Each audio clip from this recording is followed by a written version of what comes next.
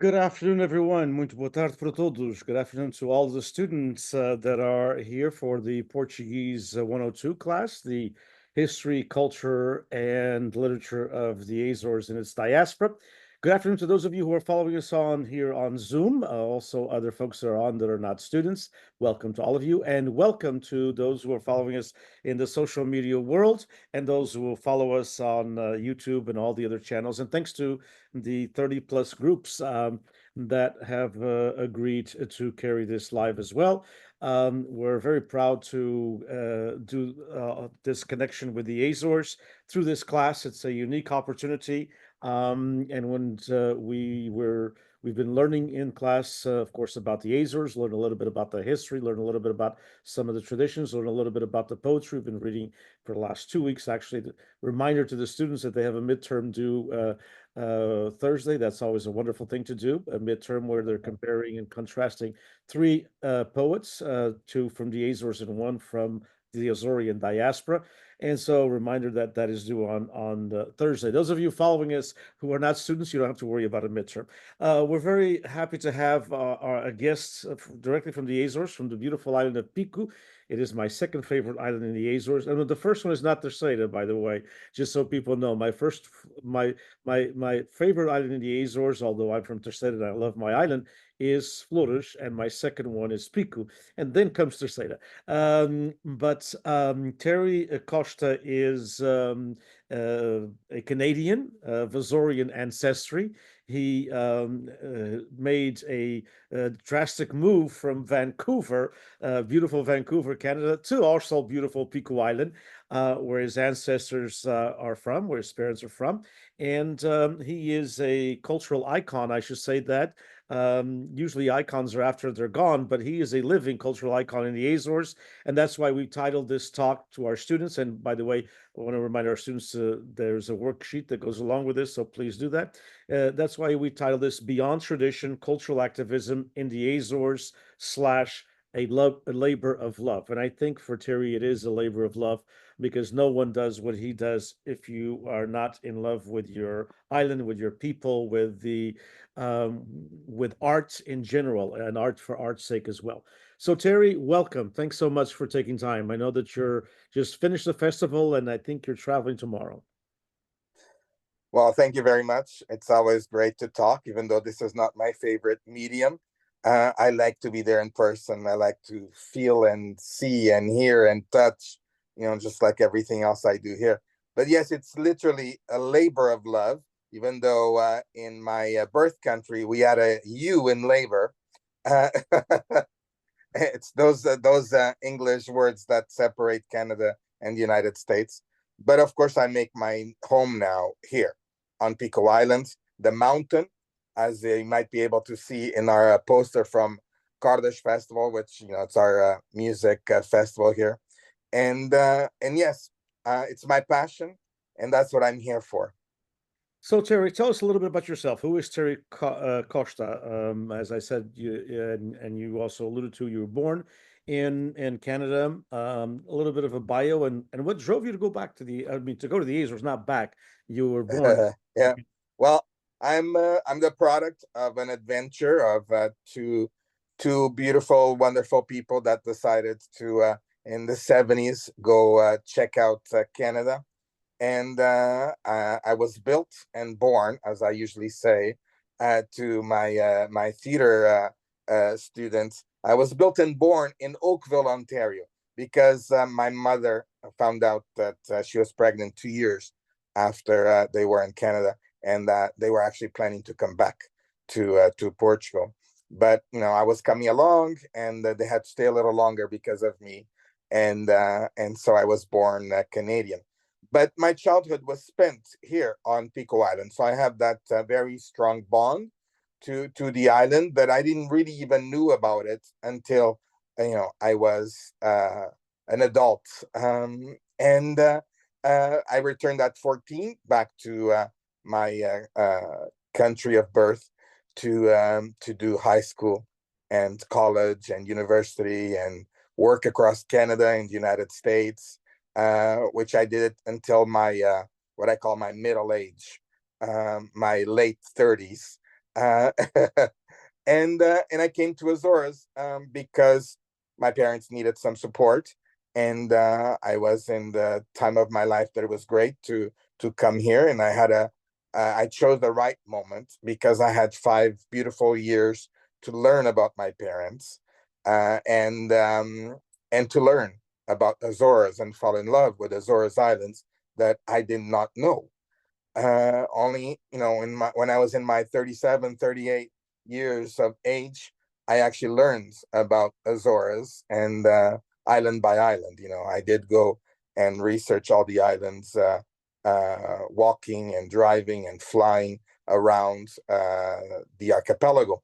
And I fell in love, literally, uh, with these islands, with the lifestyle, how you live on an island.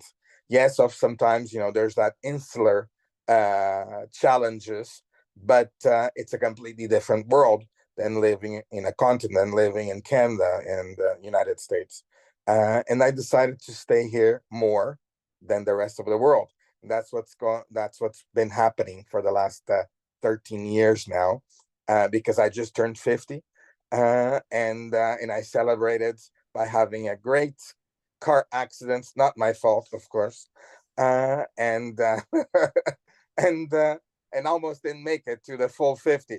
But here I am, and many more things to do in the years to come.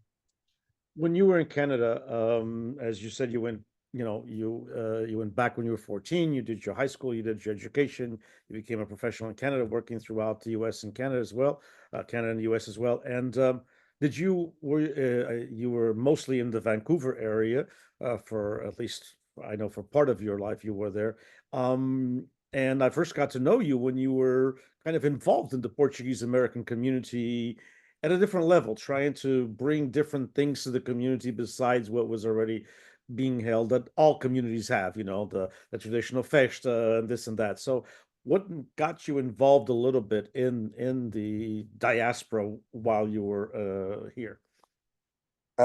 Yes, I was never really part of the so-called Portuguese community in Canada and United States.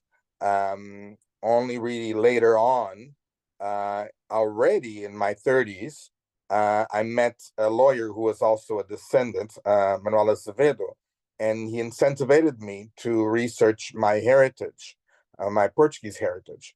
Because, of course, I had done college and university in theater and drama studies. I started as an actor, then I became a director, a producer. In California, I only really worked in San Francisco. It was the only city I actually did work at, if I recall, Exit Theater. I'm not sure if it's still around, but Believe so. I worked some time there, and then I created my own shows and started traveling. I did 22 cities in the United States and Canada with my own personal show, and only as I was mentioning, in my 30s already, when I met Manuel and I started working on a monthly bilingual publication, and started presenting Portuguese films, and learning more about my heritage. That's when I started to become even more curious. What do we know in Canada and United States about our heritage? Usually comes from our parents or grandparents, and it's not necessarily what the country nowadays is really all about. And that was really a punch in the face to me, because I knew a little bit, but not enough. And when I started researching what was happening in Portugal and presenting it in Canada, it wasn't really for a Portuguese Canadian audience. It was for society at large, where sometimes some descendants would show up, but it made me learn about Portugal in a completely different way. And that's why when then I decided to live here and really research it and go around, I noticed what was lacking, and that's what I started working on. But there, when we met, it was actually a project with the government of Azores that was trying to incentivize, younger generations to cultivate something that would incentivize younger generations to be part of the community or to come and visit Azores, Portugal. We had a lot of those talks, about shaking up the foundations, basically. I think, still working on that because it never stops. And so, but going to Portugal, going to live in Portugal permanently, and like you said, the first few years you kind of, lived back and forth a little bit, and now it's your permanent home. What drove you to begin or to start? I mean, you've been a person of the arts, so it's not, something that was new to you. But what drove you to create this movement, Mediateca Arts, and all of the things that you do throughout the year? You have, I don't know how many, but you'll elucidate us on that. How many festivals you have, from music festivals to literary festivals to all kinds of different events that are unique. And I'd like you to talk to a little bit about them, one at a time. But what drove you to create in a isolated island? I mean, Piku is a beautiful island and a large island, the second largest in the Azores, but with less than or around 15,000 people. A bit different than what you were used to in the big cities of Canada and the United States, from Vancouver to all the other 20 plus cities where you performed at.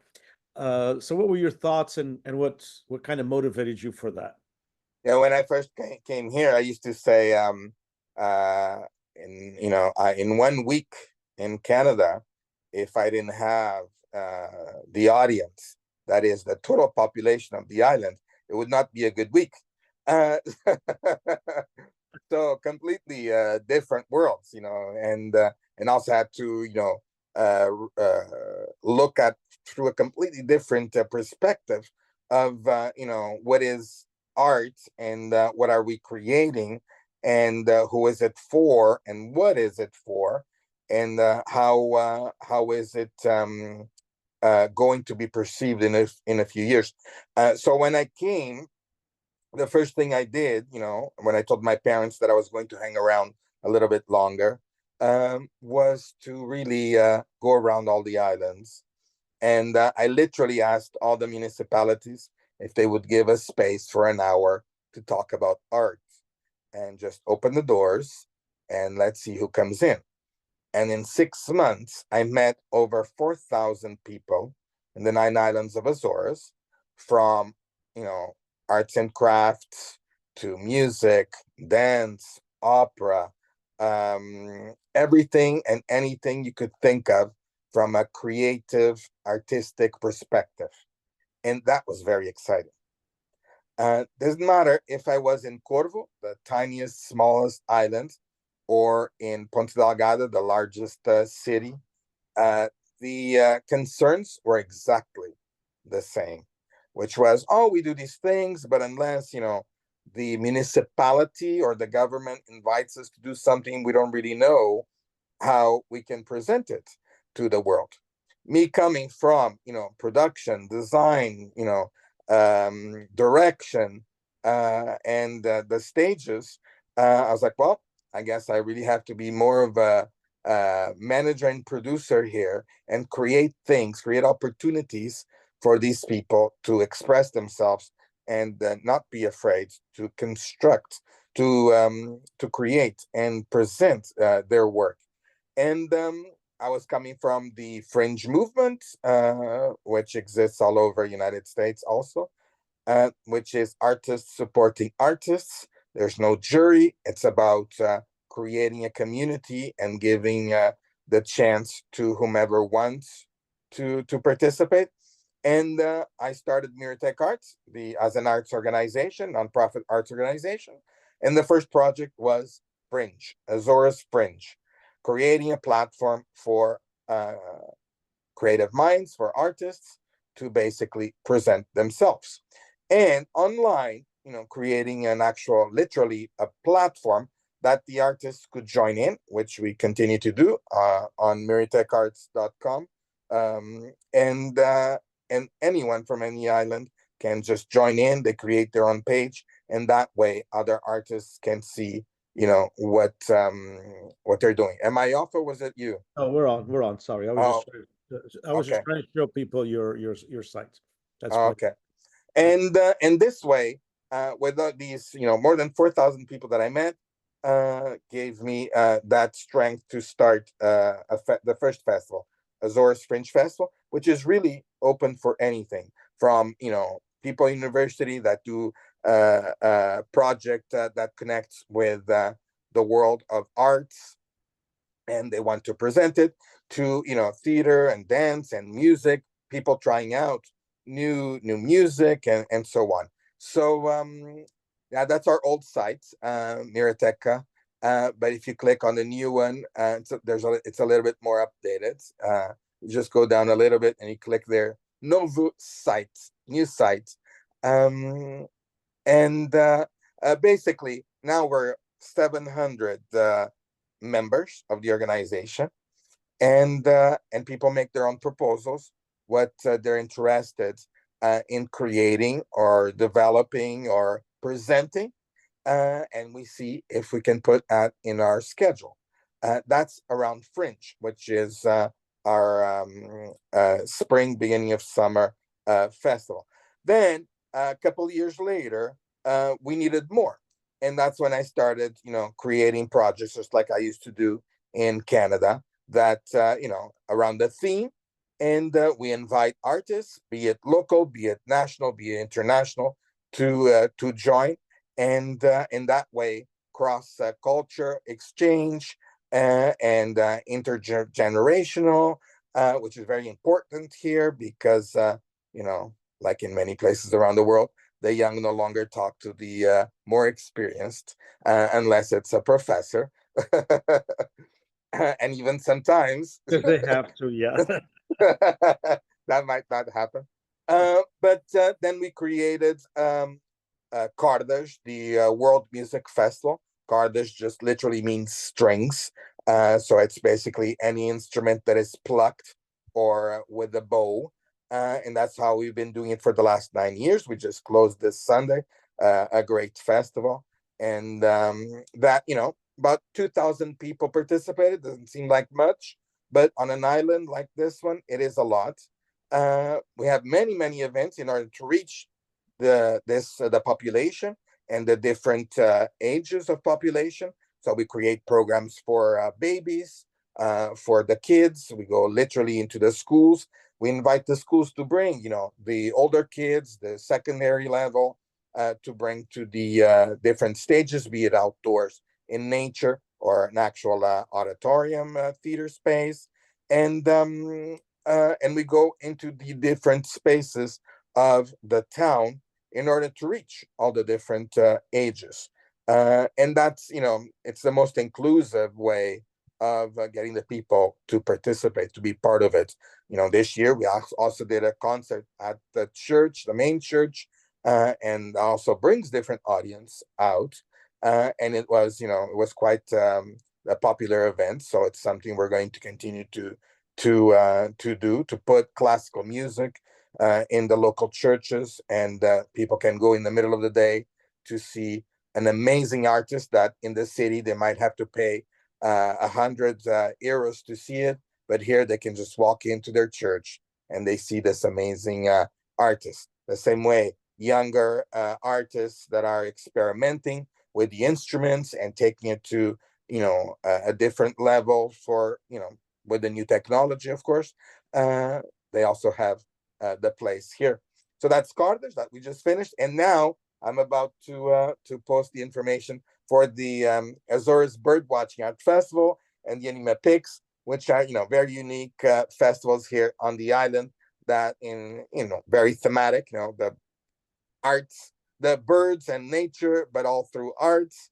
And then Anima Pix, which is our actual children's festival that goes from the illustrated book to the animated film. So creating this type of programming just in order to develop, the local society, even though, it is hard. It's hard to incentivize people to do something new. and more, and that includes the new generations that spend most of their time on the phone, uh, creating their own virtual world with people they've never met. And that happens with my cousins. I see it. It's quite, at the same time, it's great social study. It's a little bit scary that even dating is all done like that, and they don't even meet until, someday it will happen, right? But I just do what I love now. I have that luxury that living here, I don't have as many as much overhead as living in North America, and I can really, work on the art and what I want to put out. What messages do I want to put out, or how I want to question my world, and I do that through art, and then I present it to the world. Sometimes it works better than others, but that's the only way we can learn, and we can really move forward in society. One of the things, and I follow your work closely, as you know, and we try to promote it here in the diaspora.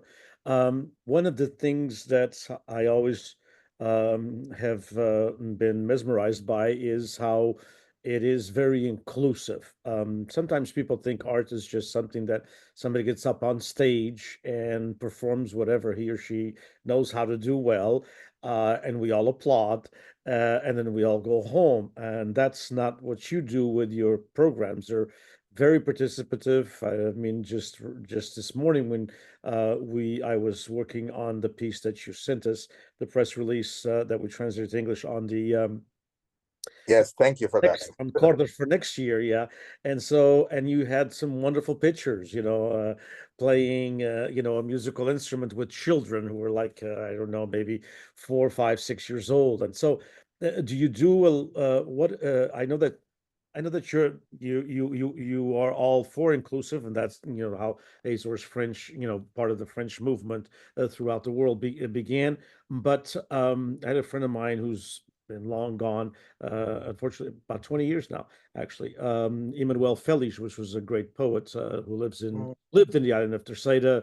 Actually, his son is a great sketch artist, and his grandson João Felix is a good musician, and the very talented people. And Emmanuel taught me. He was one of my mentors, and he used to tell me all the time, we all have to discover a way to democratize culture. Culture must be available to everybody. Everybody can read a poem. Everybody can, appreciate a music. Everybody can do something with arts. Arts in one's life must be a presence, and you've been able to do that.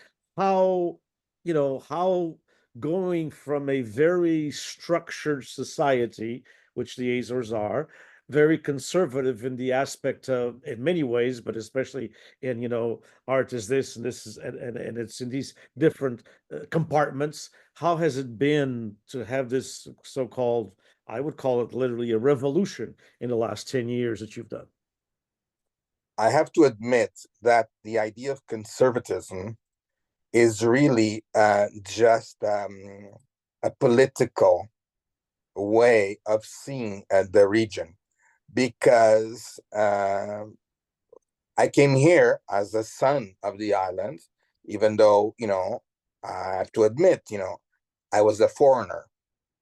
But I would play cards with the older guys by the cafe, chat with the ladies, and just the fact that I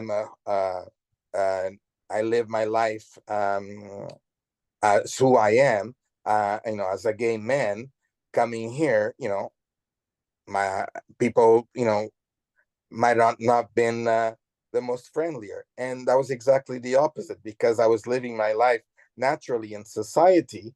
I could play cards with the grandpas. I could talk to the ladies. I could go around and do everything and feel like I was at home.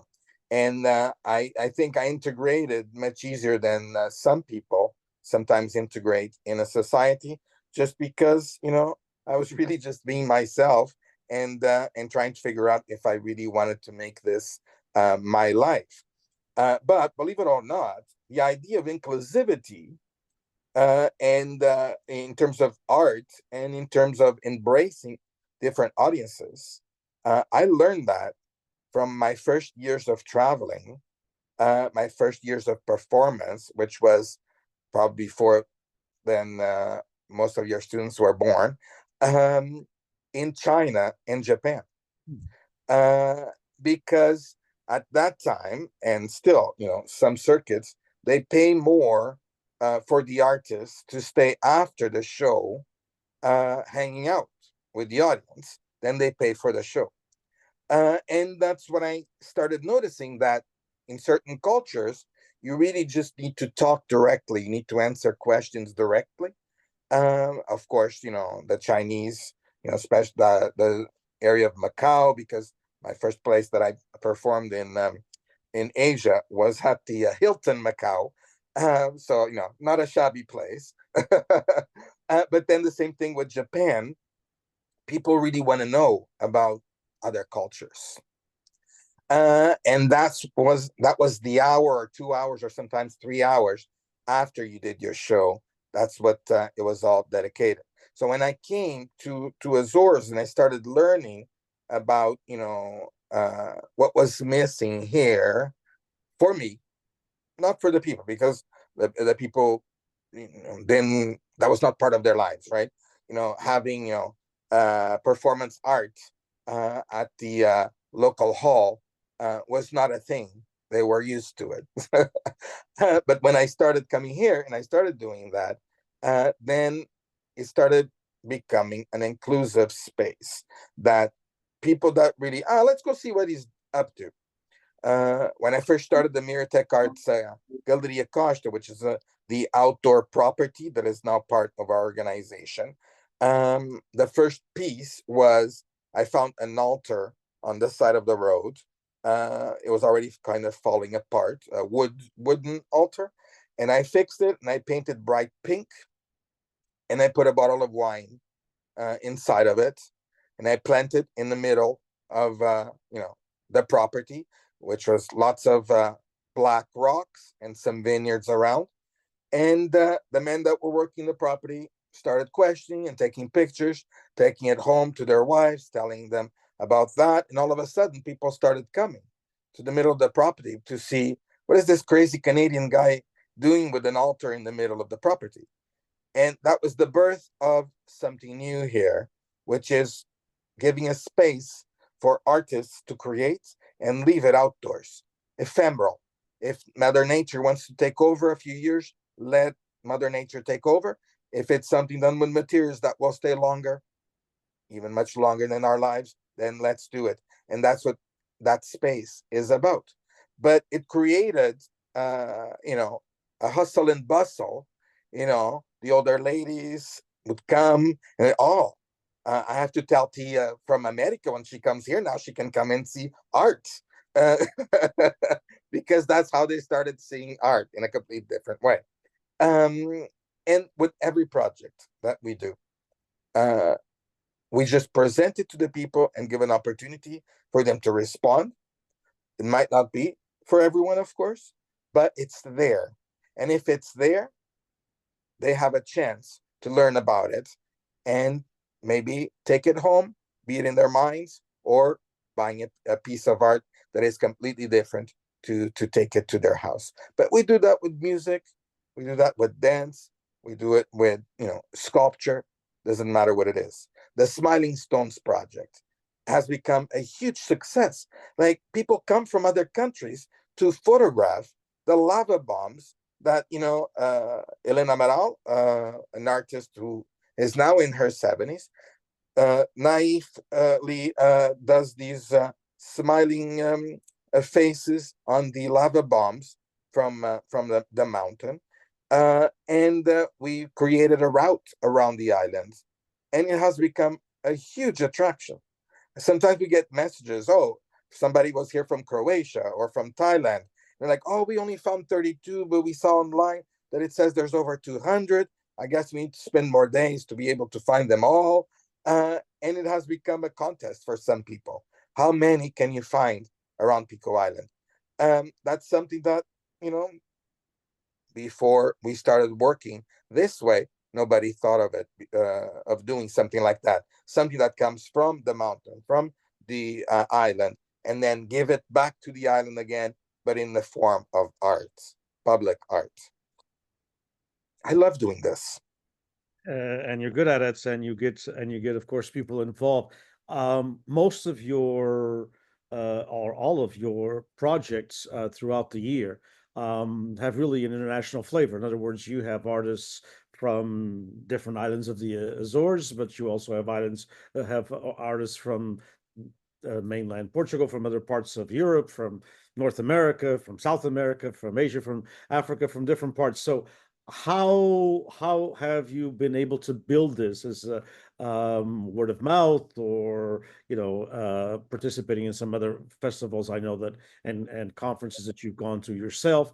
How was build I mean, how did you get to this point? Obviously, when you began this, a decade ago, it didn't start like that. So how Well, I already had 25 years you had of 25 years traveling the experience world here.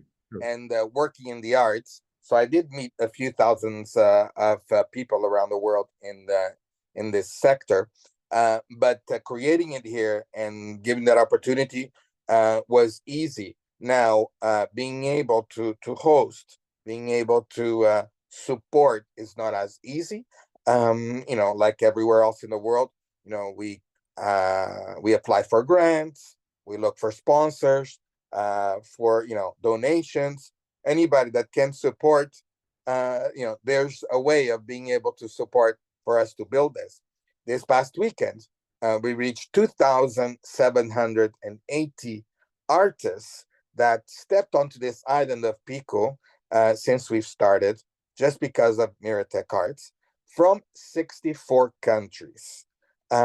Many countries, there's only been one person or two, but we've had many, of course, from United States and Canada, just because of my connections. A lot of friends that want to come for a holiday. I'm like, well, I can help you with your holiday if you do some work. And that way we keep building more and more here. It's really all about the connections. And I continue to learn. I go to the big festivals, the big fairs, to see what are the new trends, what is happening in terms of the arts, and try to bring a little bit of that flavor here, so that also the regional artists can learn a little bit about that. What are they really doing now in France or in Sweden, and why not in Uruguay?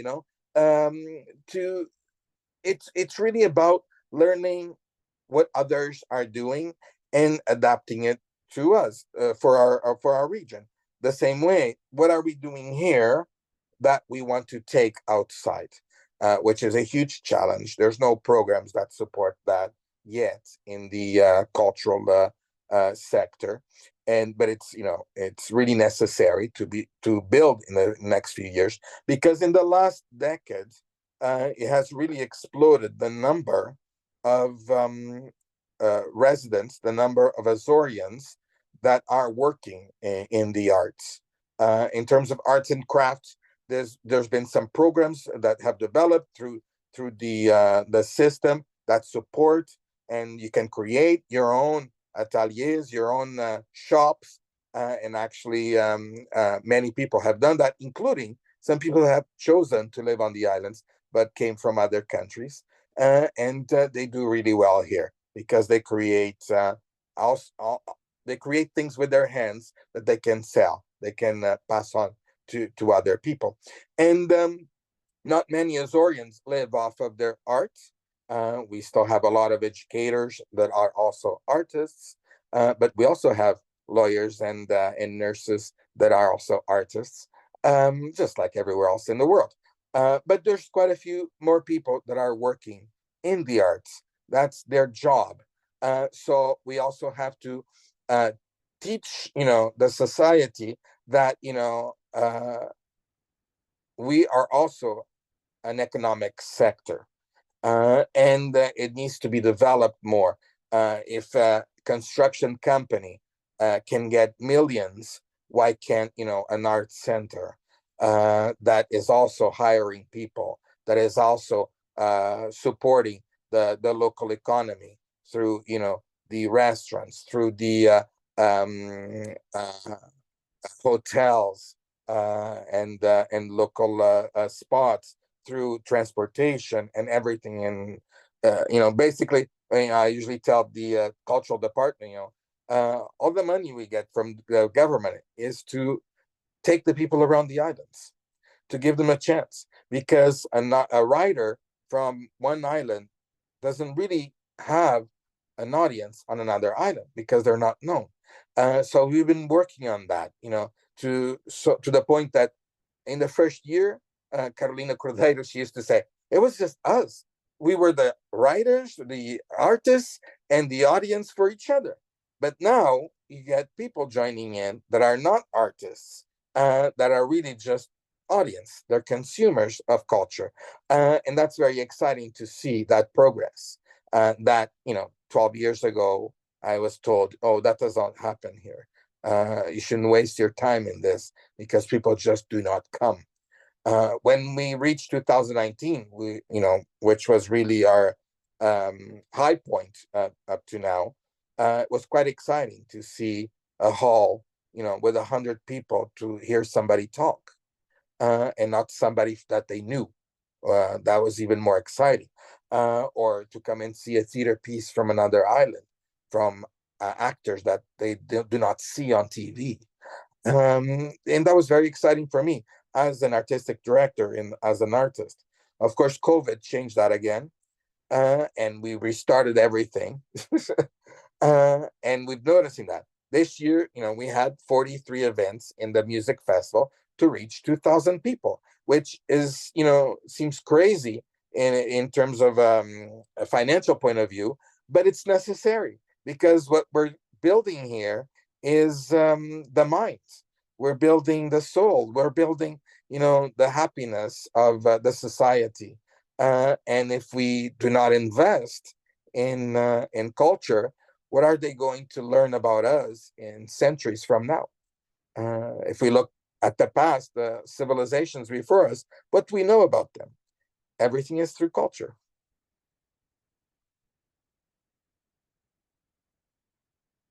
Explain a little bit, Terry, if you don't mind, especially to our students and those following as well, on social media and other just when you don't want your phone to ring, it rings. And also those following us, and various other platforms. But explain to us a little bit about that concept you just mentioned. To some people, that's very foreign, which is the aspect of some writers may not be known in other islands. Some of these folks who like theater and perform maybe something in their junta, in their Casa do Povo, are not known in another island, and sometimes in another side of the island as well.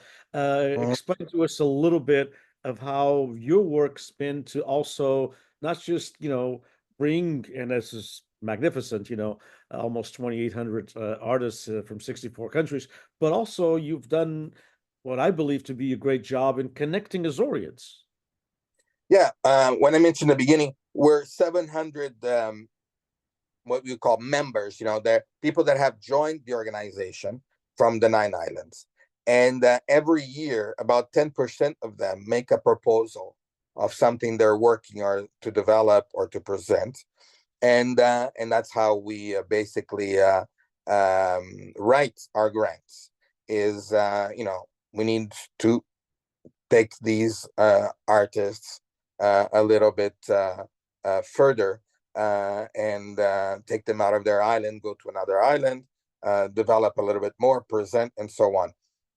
And that's basically the main focus of the organization, is to somebody from San Miguel to come here to Pico, present their work, create a new audience.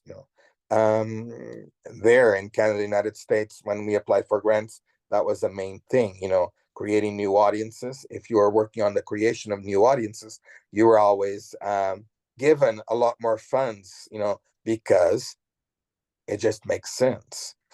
Here, of course, we're separated by high sea. Island to island, Most islands, we have to take planes to go there, and it's not, as cheap as one may think, especially when you're living in this world. If you're living and working here, you might think, oh, it's only 60 euros to go on the flight, and it's only 100 euros to stay in a nice place, a decent place. But when you start adding, then all of a sudden 1 weekend costs 500 euros, which would be probably $750 or something like that for somebody here who, that's the average income for a month. It's hard to be able to invest in yourself that way. So it really needs, public support. It really needs, the donations are really good when they come in to support these artists. But that's a main focus for our organization, is to take the local artists and help them develop a little bit more. I worked with Evandro Menezes to create a music show that it's just him on stage with a traditional viola, but he takes us through an amazing journey. And this week he did a show that had seniors, and it had 14, 15-year-old adolescents that stood up and clapped. And even one of the kids in Portuguese said, holy shit, this guy really knows how to play. And it was so exciting to see that the seniors, had an emotional moment because they connected in a different way to the traditional instrument. But the adolescents really loved, because it was a young guy on stage that played the viola like they had never seen before. And that to me is so exciting. I'm like, we have to take this guy, beyond the islands. Right now, we're doing the tour around the islands. Let's go from town to town as much as possible. But we have to go and send them out, represent what is Azores today, because, it's these generations that are creating the new Azores, right? And yes, some things are disappearing from the time of our grandparents, but it's progress, just like any folklore that doesn't update themselves to the new generations. They disappear. So let's update. Let's keep updating. We still have some donkeys around and lots of cows, but that's not what it's all about. And Azores is really not just nature. There's a lot of people here. There's a lot of culture, and culture comes from the people. So let's put that out. Let's make that part of our brochures. And yes, you might want to come here to scale the mountain, or to go see the whales, or do the trails in beautiful nature. But there's more to that. And that's what I keep pushing. And you do well. And by the way, it's one of my future projects that I've been thinking about for a long time, which is bringing Ivandro and doing a university tour. I think it'd be great to do both East and West Coast of the United States, where he could perform to students and even to music students, to see what he has done with that instrument that sometimes is underplayed, and he certainly knows how to be creative with it. So one question, as you said, it is very inclusive. It is, connecting the artists, over 700 folks that belong to the organization. All these different projects going on, the different festivals. A lot of the art in the Azores is heavy funded by the government. If you kind of went a little bit on another avenue, have you not? It's not heavy funded. No. We're one of the largest organizations in terms of products, in terms of production, and our funding is between 10-12% government funded. So it's very low. It just seems like it's so big because the cultural department, the support line gets talked a lot, because it reaches thousands of people. That's a reality. And that's a reality that in the 80s and the 90s did not exist yet here on the islands, because we didn't have professionals working in the cultural sector. We had the government and municipalities doing something, but not the privates. Now we have private, we have independents working in the cultural sector, but the political culture did not advance to today's age, and definitely not to the numbers. Because when I first made an application to the local to the regional government, was probably 10, 11 years ago, to now, we have 4 times more the applications, and the funding has only gone up, 20%. So there's a lot of work to be done there from a political spectrum, and to invest more in cultural development, which reaches also the educational side of it here in terms of on the islands, right? And one thing that still boggles me is that, okay, the little bit we're able to create and we're able to present this year, I've been more vehement about that, programming during the day, so that the schools have an opportunity to come. Some teachers that understand this know that they can connect to their programming what we're doing here in the arts, and the students are able to learn in different ways, and probably be even more excited about learning, the material that is there, if they see it through different perspectives. But the schools are still a little bit, we have a lot of work to do. We can't really send the students to go see, a musician that is bringing a new instrument and that is talking about the environment through arts and this and that. But then they'll spend hours in class talking about those issues, reaming it literally down, the throats of the kids. And during 1 hour, they could have gotten an amazing performance that they all question, because that's one thing that happens when they come out. They question, they're curious, because it's something different for them. It's not really embedded in our culture yet. In North America, it was. When I went to school, to high school, we were out one day of the week at museums, at galleries, at shows, at the some local neighborhood, big impresario presentation at the farm. We were going out to learn what was around us and bring that to school and be able to learn in different ways. Here, that doesn't happen yet, just because it hasn't been part of the culture. Now we have that chance of adding it to the education, the art to the education. So it's another challenge to get to the point that, the schools just say, oh, great program, it's actually part of the national arts programming. We should go and do this, and we should participate, or go and see it, or be part of it. One of the things that's grown, tremendously in the Azores, especially since you've been there the last, 12 or 13 years, is tourism. As a matter of fact, sometimes some people are saying too much. It depends who you talk to. But in the work that you're doing and the vision that you have, do you see more and more interest from tourism, in general, on the arts? Because, as you know, being a product of North America, there's lots of, there's places you visit just for the arts, and then of I course, do. yeah, and then of course there's the food and the landscape and everything else. The Azores, with all this living culture and what you've been able to produce and show, and bring together in the last dozen years or so, is there a place for, in your perspective, for the arts,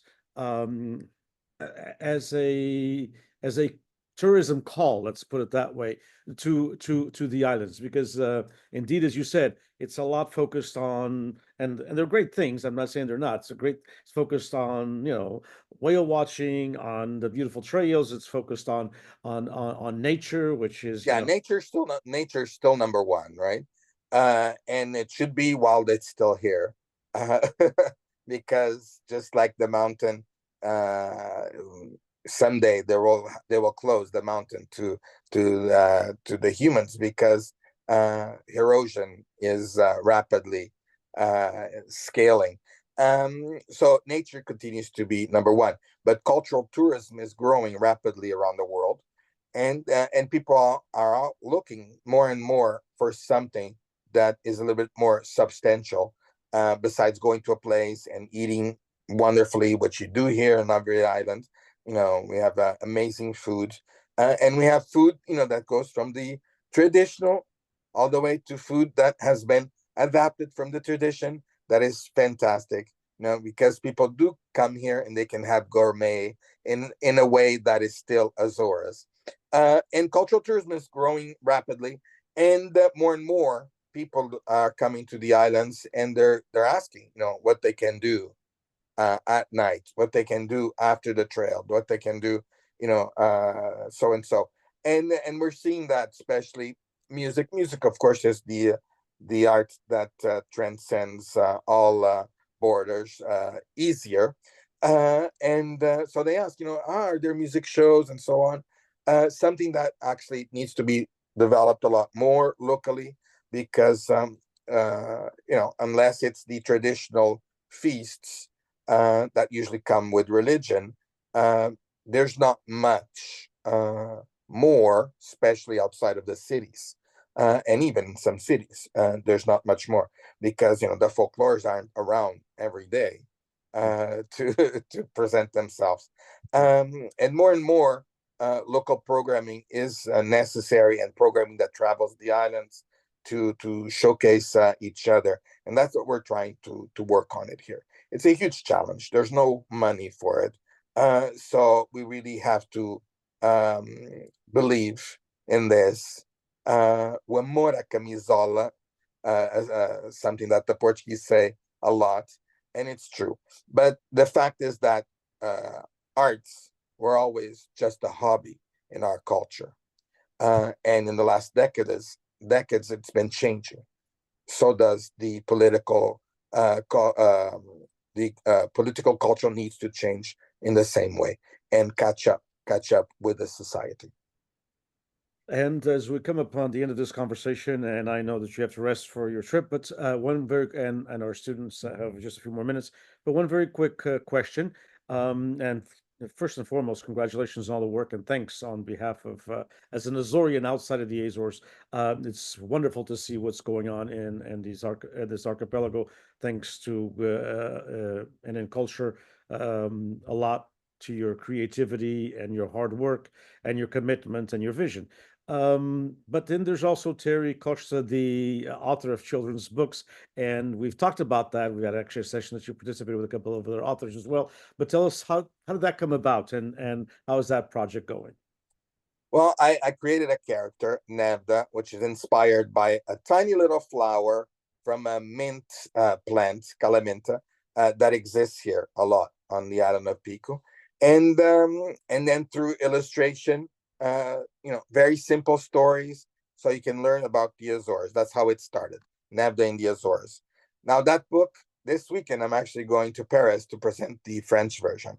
And such a simple project that has reached thousands of people through the books and through what we've created, the world we've created around this character online and beyond.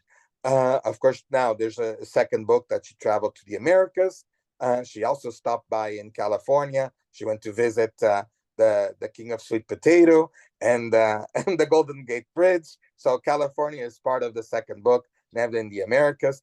But when I was in Uruguay to present it, they were so taken back, because one page is about Colonia del Sacramento, which, a region that was founded by Portuguese, and I connected that, and they were like, "Wow, in an illustration book, we're mentioned, and we have a beautiful picture here." They were so taken back. Of course, they wanted books for their libraries and for their schools, and it was great to see that, because it was more embraced there than actually here in our system. But it's something that we're working on. The third book is about to, it will come out in the next year. But that project has gone around to 40 countries, and it's in Portuguese and English, it's in French, it's in Spanish, it's in Italian, and more languages to come. And it's a great promotional tour of Azores, teaching tool, something that was very simple. And it was just a story I had in my mind. It was going to be, a short story. And then I was like, oh, nobody's going to want to read this as a short story. And I turned the short story into 18 sentences with lots of notes to create images with symbols. And that's how it really started. And I fell in love with a new way of performance, a new way of being an artist and being with kids, which I didn't used to work with kids before. And I love now. And in all our projects, now I create programming.